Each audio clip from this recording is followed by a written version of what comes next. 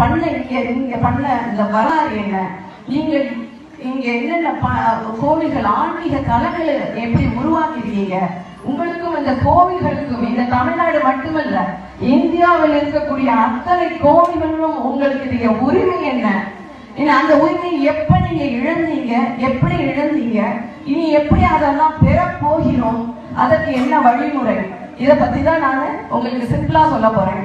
நம்ம முதல்ல யார், பாண்டிய வம்சம், இந்த மூவேந்தர் என்று சொல்லக்கூடிய அவர்களுடைய எல்லாருமே ஒன்றாக இருந்து பிரிந்தவர்கள் தான், பாண்டியர்களாக இருந்து பிரிந்தவர்கள் தான்.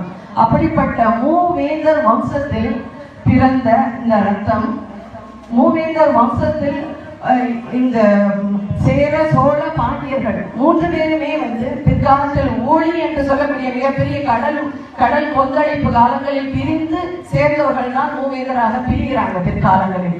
அப்படி இருக்கும் பொழுது இந்த மல்லல் அப்படிங்கிற கிராமத்துக்கு இருக்கிற மகிமை என்னன்னு உங்களுக்கு தெரியுமா என்ன தெரியல. ஆக்சுவலி உங்களெல்லாம் பார்த்து நான் ரொம்ப பொறாமைப்படுறேன், ஒரு பக்கம் பெருமையும் படுறேன். ஏன்னா இந்த தலம் இந்த மங்களாம்பிகை சமேத மங்களேஸ்வரர் என்றார் உத்தரகோச மங்கை, இந்த தலத்துக்குரிய பெருமை, இந்த மண்ணில நீங்க வாழ்ந்துட்டு இருக்கீங்க அப்படிங்கிறது எவ்வளவோ பெரிய பெருமை என்பதை நீங்க இன்னும் உணரலையோ அப்படின்னு நான் எனக்கு தோணுது. இந்த மண்ணுக்கு அவ்வளவு ஒரு புனிதத்தன்மை இருக்குது.